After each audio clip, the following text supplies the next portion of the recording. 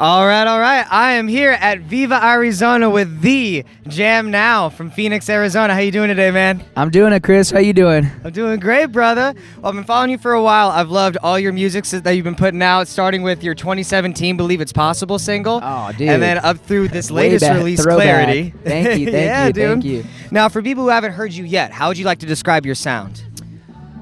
The best way to describe my sound, well, I mean, I play a lot of acoustic guitar. Yeah. It's like very acoustic guitar driven and influenced by a motley of different things, spirituality and life and, family and friends and, it's just the intentions to just bring some more love into the world. So, Awesome, man. Yeah. And so how did your journey in music begin? So I was born in Chicago. Okay. My family moved to Phoenix when I was like 4.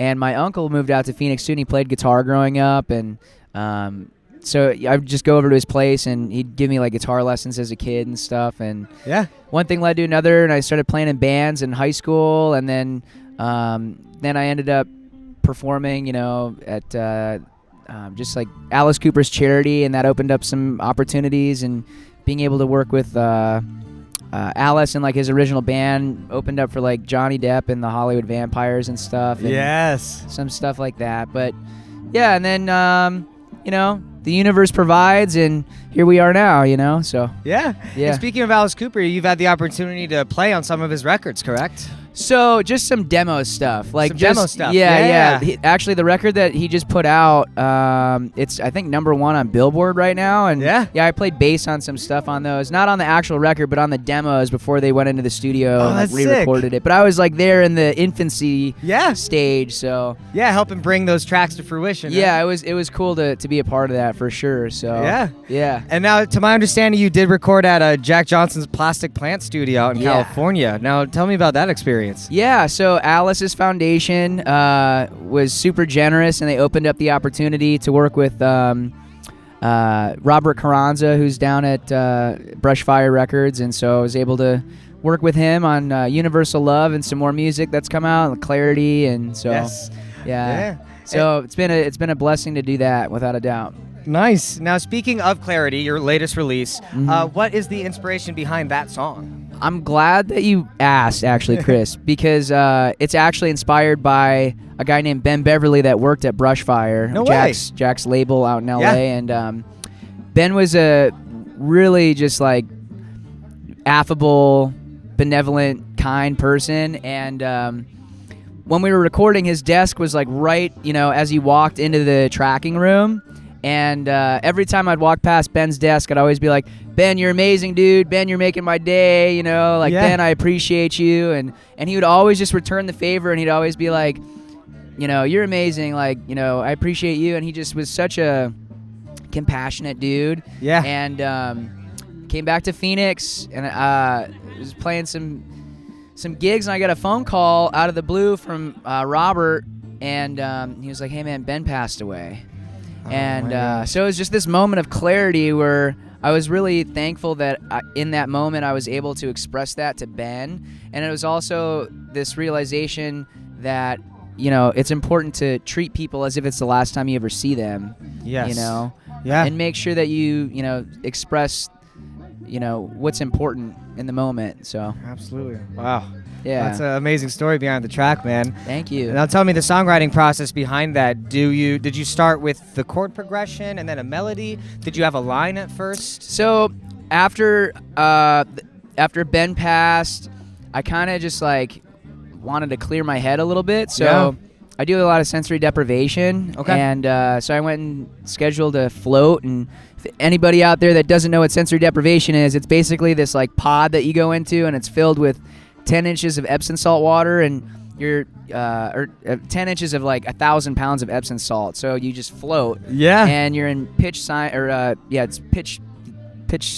basically, and it's dark or it's completely pitch black. Sorry, there we go. And you float in there for about an hour and clear your head, and it sucks toxins out of your body, and it's just like a really relaxing meditation. And so did that, and then went to a park and just was, expressing that emotion just through some chords and thinking Okay. about Ben, and I just started writing it down, and then I wrote the song in maybe like 2 or 3 sessions, and yeah. So it all That's amazing, usually whenever I write, I'll find a chord that really speaks something and or says something, and like a color that I really like, and then Yes. I'll just find inspiration through that. It's something that I don't know that opens up a new avenue to pursue. So Yeah. And when you're in that moment, you have the chord, you're feeling that emotion. Yeah. Do you tend to write the melody line first and then attach words and syllables to that? Or do you kind of have a line and then make it work in a melody?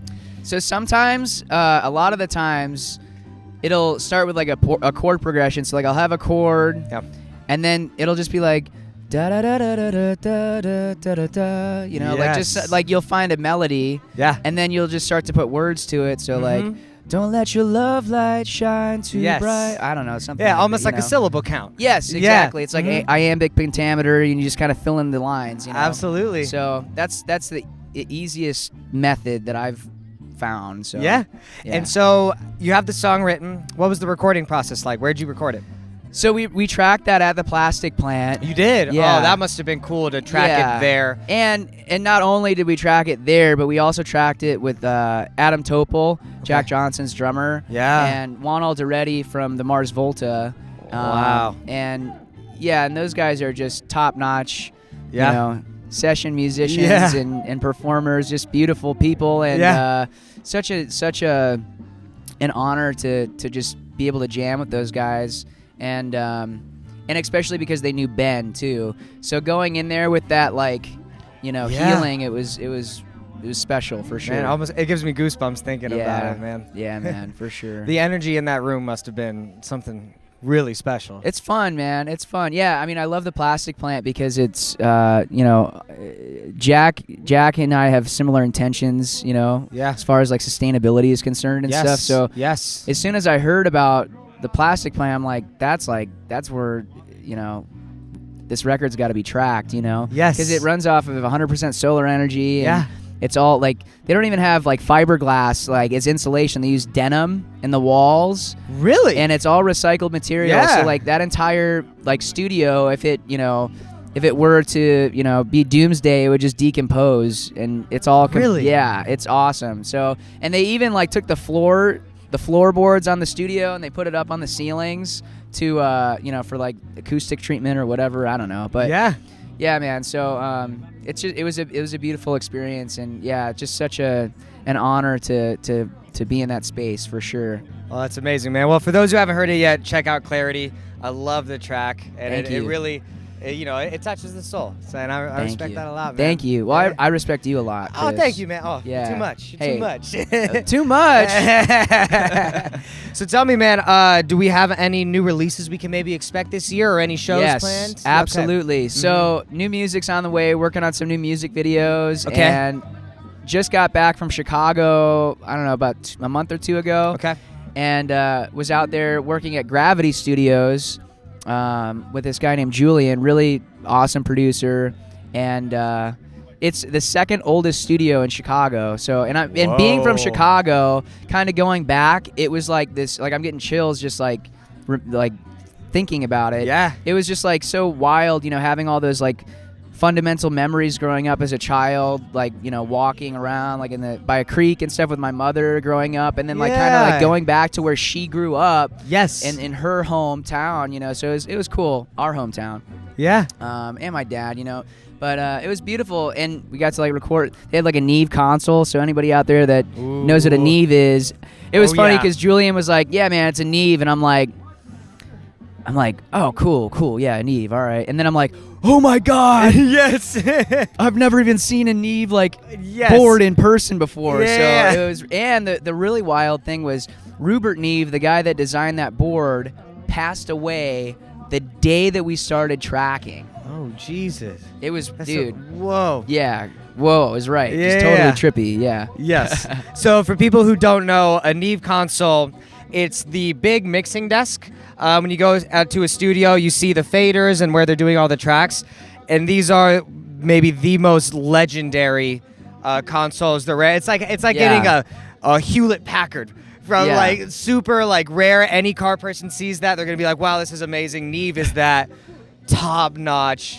Well, and Yeah. the sound out of that must have been so amazing to hear your voice get tracked through that, right? Yeah, I mean, I didn't really, think that it was like anything special, and then I heard the music, and I'm like, it just had like Rupert Neve actually. He describes these like it's just this really sweet, warm sound. Yes. And yeah, it's very distinct, and it's funny too because like I sent the song to Alice actually, and he was like, I'm really interested. I like the song, and completely different genre. Yes. Of music, but he still appreciates it, and he's like, yeah, it's good. So Yeah. so that'll be coming out this year, and yeah, definitely a very emotional song, and it'll bring some good vibrations into the world for sure. Hey, good. Glad to hear it, man. Totally. So we are in beautiful Buckeye Hidden Lake at Viva Iriezona. It is Sunday. You had a killer set earlier. I enjoyed the hell out of it. Now, Thank could you you. tell me what it was like playing for this crowd, and then maybe your favorite part about just being at this festival? Well, I mean, all I can say is thank you. Thank you so much to Jeff. Jeff and Coons, Dub everybody Shack. putting it on Dub Shack. Mm-hmm. Thank you so much to Dad's Elixir for Yes. hooking me up with some edibles yesterday. That was fun. So I saw this guy. It was in one of the later sets, and I'm chilling over by the side of the stage, and all of a sudden I see some guy rocking out in a canoe on the side of the stage, and I was like, "Oh man, it's Jam! What's up?" Yeah, dude. Mike Love during Mike Love's set, I'm just like chilling side stage in the canoe. I'm like, yeah, I was loving it. Feel the bass through the water. It was awesome. Oh really, Oh, dude? That yeah, was, you could really feel the bass on the water. It was cool. Oh, that's cool. Yeah. But yeah, man, I mean, I really just want to say I really, really appreciate everyone for being so generous with their time going down to the set yesterday and listening. That was so beautiful, and really appreciate all of you. Thank you, thank you, thank you. And Chris, I appreciate you, man, for the opportunity to talk to you. Thanks for coming on, man. Yeah, absolutely. So that's It's what I got to say. Appreciation, love, and compassion to all, So you were born in Chicago, and I believe you moved here when you were 4, correct? Around Yes. there? Yeah. So how would you describe for people who aren't from here, the Phoenix music scene, the reggae scene, and kind of what it was like for you as an artist to be raised here in Phoenix? Yeah, playing in the Phoenix music scene, I've played in so many different bands growing up, like rock bands and punk rock bands, and I always just had this feeling that I wanted to serve something greater than myself. Yeah. And just this, I think that the level of consciousness and awareness and the intention behind the reggae music scene is really what, gravitates my music into the scene, So Phoenix has a really robust music scene and a really robust reggae scene too. Yeah. Black Bottom Lighters, Fayuca, just so many amazing bands, So just beautiful experience, and just as much, compassion as you can have for other artists in the scene and stuff. It's awesome. So yeah, love it. Awesome, man. So Totally. what's the best way for fans to find your music and connect with you? So if you just type in Jam Now on Facebook or Google, I'll pop up, YouTube, all that stuff. Jam Now. My Instagram's disabled though for the time being because Instagram didn't like my April Fool's joke. Oh no. Yeah, I changed my profile picture to look like Ed Sheeran. Thought it would be funny. And they really? shut it down. What? Yeah, so hopefully it'll be back up by Yeah. May 1st. We'll see. They're like, your account is disabled for 30 days. I'm like, Oh all no. right. You'd think that they'd be a little more lenient on April 1st. Right. I think that they are, though. They're like, I can tell that they're already like, Try to fix things. yeah. Like, oh no, our algorithm wasn't built for this day. Yeah, exactly. Right. So, you know what? Honestly, it's nice to have a little, break from social media. Yes. I would encourage everybody out there to put down your phone or your computer or whatever you're listening to and get out and go on a walk and not be attached to your phone, Yes. So Unless it's on Spotify listening to Jam. or listening to Chris, you Yeah. know, right here. Stay here, right here. Yes. Don't go anywhere. Sorry. All right, brother. Well, is there anything else you'd like to let the fans know? I love you. I really, really love you. I appreciate you. Thank you for being so generous with your time and support. Much love and appreciation. God bless. Peace. Hell yeah. Well, thank you so much, brother.